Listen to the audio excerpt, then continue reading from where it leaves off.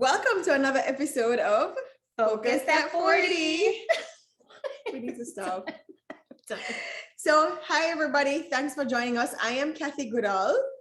And I am Genesis Etienne. And we are so happy that you've decided to give us your time. So we have a few episodes that we launched a couple of weeks ago. And so we're happy for those of you that have watched them, that have given us feedback. For those of you that are joining us for the first time, welcome. And we hope that you take the time to go back to the previous episodes and give us your feedback. Comment, like, share, and subscribe to our channel. Most important. Follow us on Instagram as well at Focus at 40. So for those of you who are here for the first time, this podcast is dedicated to the different things that we are going through as women, and men too, but we're, conversationally as women, going into our 40s and how we're managing so many different things in our lives, relationships, our careers, our families. The transitions, how it's changed, how we've gotten better. How we've gotten better, right? New limitations, new challenges, and also new advances and new achievements that we've been able to achieve at this point in our lives. So definitely thank you for joining us. And we hope that you are with us for our whole Focus at 40 journey, which is hopefully it's going to be a long one. So today we want to talk about. So we are at an age where I think that, it's interesting. We were having the conversation early about different things that we want to talk about. And I was telling Catherine that I feel like for the first time in our lives, in your 20s, everybody's kind of on a similar trajectory, right? You're maybe working for the first time. Maybe you graduated from college, right? You're navigating maybe living by yourself for the first time or living with your parents. In your 30s, maybe you're really focused on your career or you're having children, right? But in your 40s, I feel like now is the time in our lives where everybody's kind of doing things different, right? I have friends who are getting married and I have friends who are getting divorced. I have friends who are having babies and I have friends who have big kids. I have friends who are just now starting to think about having children and I have friends who are going through menopause, right? So it really, it's the first time in my life and in our life and in our generation where everybody is doing something else. And one of the things that I think we've been talking about is sharing space with another person, right? So cohabitating and living together and how you negotiate that at 40 when you've either been married, you're divorced, when you've never been married, when you've maybe lived with a boyfriend or a girlfriend, but it wasn't. Or in my case, you've lived by yourself. Or you've always lived alone, and you're kind of, you have your schedules, you're set in your ways, you may have things that you're used to having, that are yours. You've created your own space that you're comfortable in. You've created a space that's yours. And to think about sharing it with somebody else, that's a lot. It's tough, right? And so kind of set in your ways, as we like to say. It is, you're literally set in your ways, and what are the things that are going to help us to maybe challenge some of those limitations, I want to say, right? So I have lived in a marriage and I really enjoyed being in my marriage, but I also, now that I'm not married and I live by myself, I would like to entertain the idea of living with somebody again, but I don't know. I don't know how I feel about sharing space. I don't know how I feel about giving up my own space. Add to it that I have children, which is a whole different set of ideas. But I don't know. What about you? What is your idea? So this is an interesting conversation for me, right? Because I'm used to my own space. I'm used to living by myself. I'm accustomed to doing things my way, not just in my living space, but even doing things how I want to, when I want to, coming and going as I please without having to think about somebody else all the time. And I think too, I'm at the stage in my life now where I've bought 2 houses already. I have, taken care of myself for so long that I think I'm finally open to doing that with somebody else. Like last year, I made a declaration that I'm not buying another house by myself because just the upkeep, the maintenance, the affordability, especially on the housing market now. Listen to me. And I think I finally want to be able to create a home with somebody else. No, that's sweet. But you go back to the accustomed to being by yourself and to doing everything by yourself. So for me, it's not even just about living in a space with somebody. It's about sharing a life with somebody that is not as easy when I've become accustomed to doing for myself all the time and being in my own space all the time and being able to get up and go when I want to. If we decide that we're going to lunch today, I don't have to think about telling somebody else, or if I want to go to dinner tonight with the girls, I don't have to think about.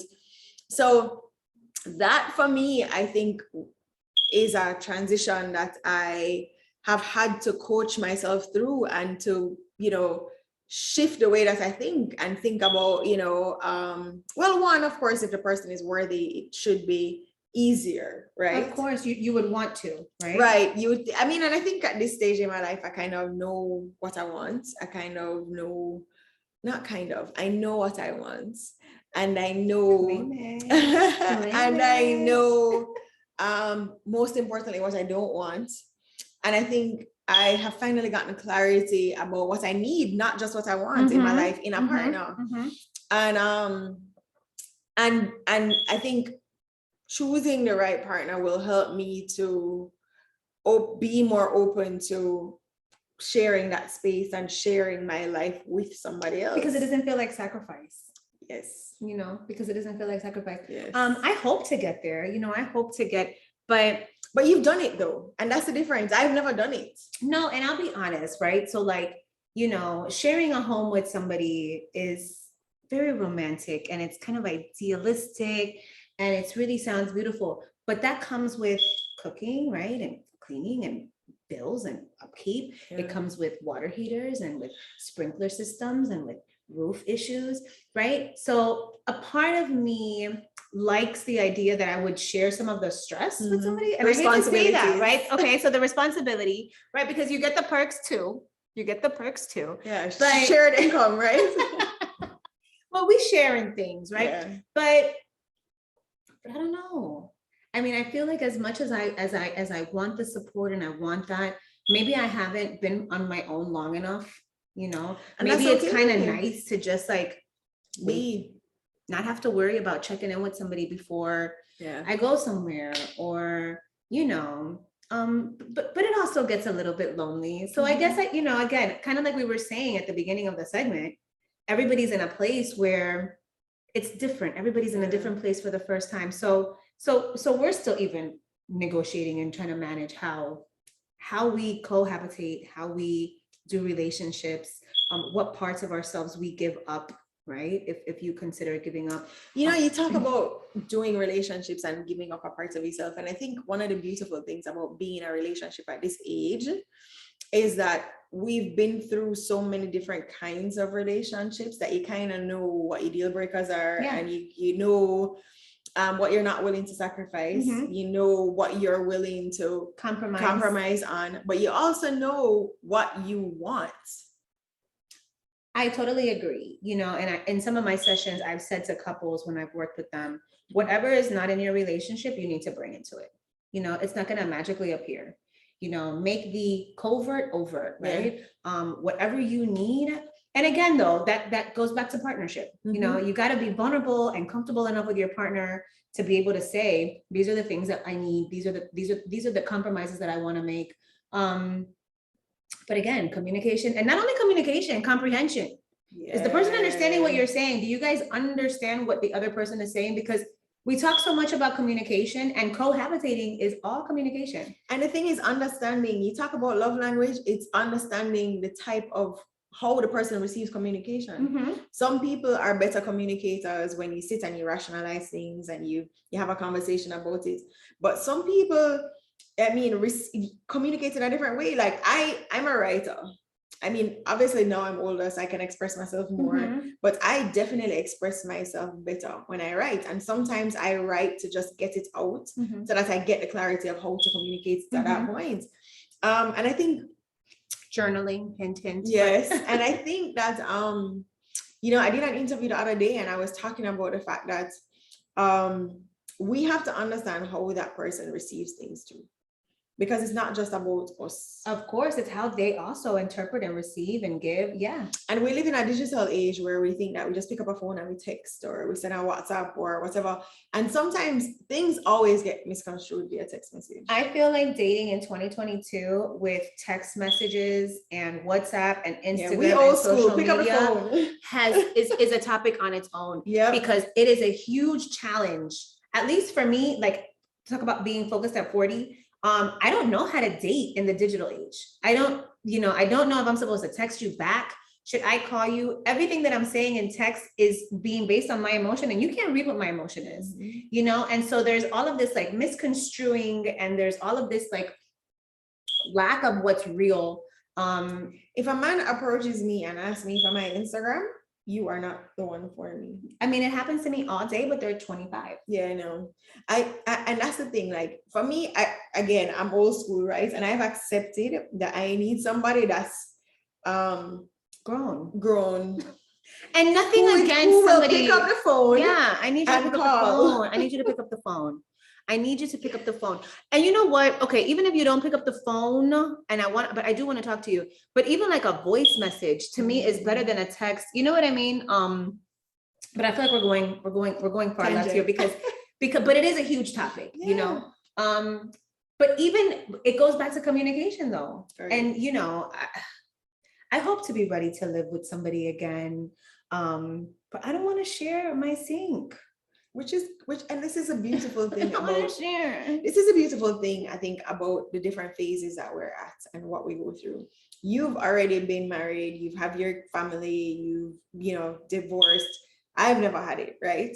And so we talk about the transitions, and I mean, last year we got to spend the entire year together, essentially, right?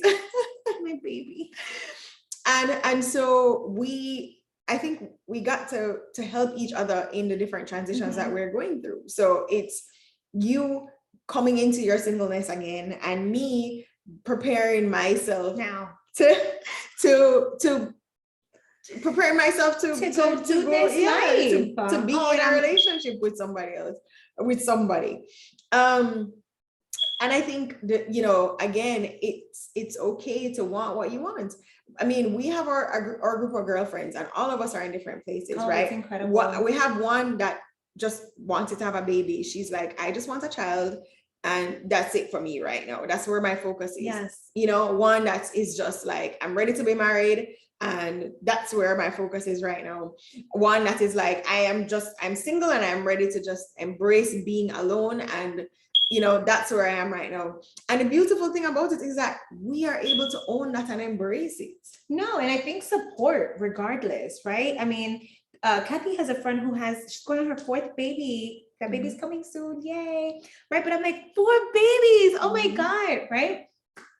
And she has another friend who just had a baby, and she has, and so it is about embracing, but it's also about supporting one another, right? And being able to like meet each other where the other is at. Yep. While I would love for my friend to be single in my singleness, which I don't plan on being single much longer, you guys. It's been 5 years, like it's time, right?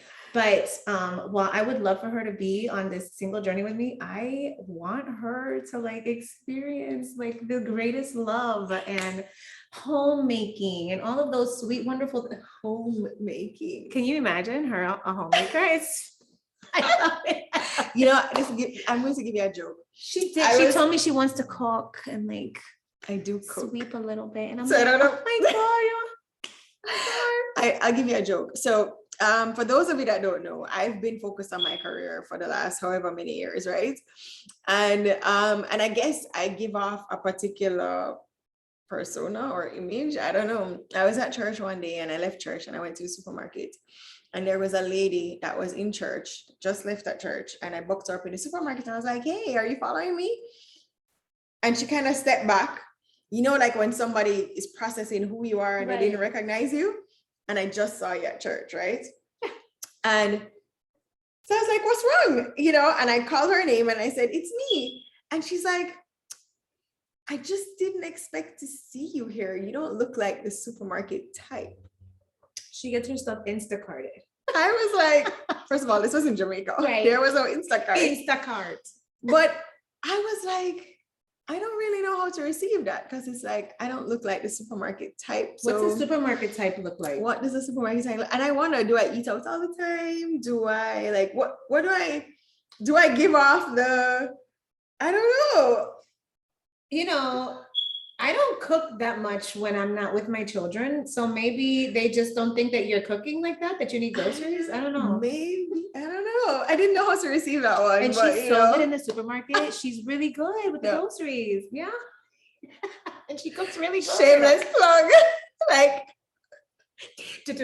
I'm capable. She cooks great. I'm capable. So in her cohabitating efforts, I'm sure that she will be quite successful. No, not cohabitating efforts, marriage efforts. Very good. Claim it. We are claiming all kinds of stuff, you guys. We are claiming all kinds of stuff. And I think for me, when I think about cohabitating, right? So for those of you that don't know, like my faith is very important to me. And I think sometimes I don't know if it's that I'm guided by it or if sometimes I'm conflicted. But it also I think has a lot to do with how I was raised. Growing up in my house, my mother, I'm the first of four, but the first girl and the first of four. And my mother always impressed upon me the need to be independent and to not depend on somebody. And yes. And I think I carried that for so long, which we're going to talk about in a whole nother episode, right? Yes. That me, I mean, living with somebody and not being married to them was just not even a thought for me. It's not even an option because, it's like, why him go buy the cow if him can get the milk for free kind of theory, right? Yes. And so it's funny because all of my siblings lived with they're now all married, right? So and they all cows. And they all lived with their partner before they got married. And I'm just like, I would never even think to do that. Because first of all, I would think my mother would kill me, right? No, but firstborns have a whole different set of expectations and rules that we live by. So I think that's also another reason that it was never a thought for me, and it's not because I haven't dated people before, but I've always had my own space. You've always had your space. When we need to gather, we gather. And it's usually at their space because, again, I was always so protective of my space. Right. And like, you are protective of your space. Yeah, like I can go into your space, but you can't. You can't come into my space. Trust me, watching her over the last year, over the last set of months, and watching her really allow, it's been beautiful. It's been beautiful to watch you kind of grow and to allow for all different parts of your life to come together and for you to trust. And for you to surrender. I mean, and it's even with my friends. I have a lot of people that I'm close to, right? But I tend to keep my friends in the space that they're in. So like my college friends, we have in one space. My childhood friends, I have in one space. But I found that, especially in the past year, there has been a coming together of everybody. And your family. Yeah. Love, friendships, even your work. I mean, it's all, it really has. Yeah, it's been great to watch. It's been awesome. So before we stray somewhere, we're going back to our conversation about cohabitation. And really, I mean, and the larger conversation is relationships, right? I mean, cohabitating is just something that we're kind of talking about right now because we're in my home and it's kind of nice that I didn't have to ask anybody and that we're kind of here and we can kind of do whatever we want. But she's also watching the clock because she's got places to be, right? I mean, because she's doing this whole different thing. So it's really interesting. I don't know about today's necessarily takeaway. I feel like today it was just like, sharing. Yeah, we're sharing kind of just some things and some beautiful changes that are going on in life in general and how, I don't know, again, how you kind of. And tell us how you feel. Tell us what you think about sharing a space with someone else. What are the things that you think we need to have in place in order to be able to share a space with somebody? And everything from the way that we think to preparing. Yeah. And I mean, even how you live, am I untidy? Is the person a neat freak? Is the person, like color coding their closet when you just hang things anywhere, anyway? you know, what kind of colors do you even like? What kind of, do you like modern? Do you like, there's so many things. I mean, I never thought about these things before. What it's like to actually build a home with somebody. Yeah. And I think that at our age, though, you know, at our age, it's different because again, when you're 19 or 20 or 21, you both may be kind of naive and kind of going into it for the first time. So you have this shared idea of what this life should look like. Mhm. But at our age, we have an idea, and we also have proof Yeah. of what our lives look like, right? Yep. So how do you do that with somebody else? And it's a beautiful dance. I work, and again, I try to not bring too much of therapy into these sessions. But what you were talking about, how do you live? You know, how do you guys decide on decisions? What kind of financial things? And it's not just, it's a coming together of two lives. Completely. You know, and especially for somebody like me who already has a whole life. And I expect that whoever I am with, whoever my partner is, will also have a whole An life. entire life, right? And so how do you now bring those two lives together? That's a big deal. A lot of communication, right? Making things very, very, man, it's not as complicated, guys. State what you want. State what you need. State what you need. And again, whatever you do not have, bring. If you need to have date nights, say it. If you need to have sex 3 times a week and not once a week, say it. If you need a night once a month with your homeboys or with your homegirls, say it. Because that makes it much easier than having everything come across as really, really compatible and good, and inside it's miserable. You know, as we get older too, I think one of the beautiful things about being older is that you're actually not afraid to say what you want. I think when we're younger, you start to think about, well, what if this person doesn't like that? Feel? Or how are they gonna feel? You know, and so and the thing is too, you always expect people to know. No, don't allow somebody to assume. If you know what you want, communicate what you want.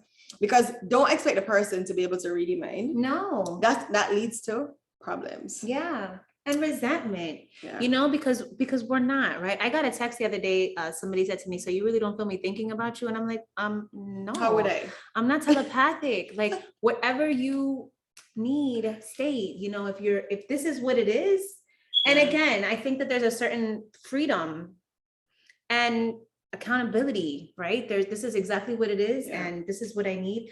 And choice. You can do that or you don't have to do that, but at least there's nothing stopping us from that. You know what I mean? And be honest about where you are in a relationship, because at the end of the day, the worst thing that you can do is not be on the same page as that person. So if one person is talking about moving in and you are just not ready to do it, or you don't want to do it, then you need to communicate that. Yeah. Right? Yeah. And if the relationship has value, then you'll be able to find a way, whether it's, I don't want to live with you until I'm married, or I'm not in that place to share a space right now and I need some more time. And let's just see where this relationship is going. And maybe I'll be ready a month from now, maybe I'll be ready a year from now. But be honest and open in the communication. I think sharing a space with somebody and building a life with somebody, communication is one of the most important things, because that's what you end up building everything else from. Trust comes from that, respect comes from that, you know, your desires come through that communication. It's also a disservice to not, because you owe it to yourself, right? I feel like you owe it to yourself to get what you need, right? You owe it to yourself. You know, the universe owes it to you. You owe it to you. What are the things that you want in your life? And if you're sharing your life with somebody, how are we going to be able to do that? Because it's really important to me. And again, you know, with that, it only leads to resentment. It leads to problems. It leads to lapses in communication. It leads to detachment, you know, and then it leads to divorce and not living together anymore. So do it for you, do it for your man, do it for your woman, you know, guys. Think about the things that you need in your relationship. If you're ready to live with somebody, if you're not, be cool with that. Be cool with all of it. We're 40. Yep. So takeaways from today, I would say, 1, be clear on what you want and communicate it. Yeah. I think if you're having discussions, be open and honest with your partner about, you know, what you want. and don't allow them to speculate or guess, because that is the beginning of a disaster waiting to happen. Absolutely. The second takeaway is to know what you want, right? And to look at the parts of living with somebody, all of the parts, right? Yeah. And we can go through what some of those parts would be. But you want to be looking at all the different ways that somebody lives, what their habits are, what their family is like, how much are your in-laws going to be a part of your household?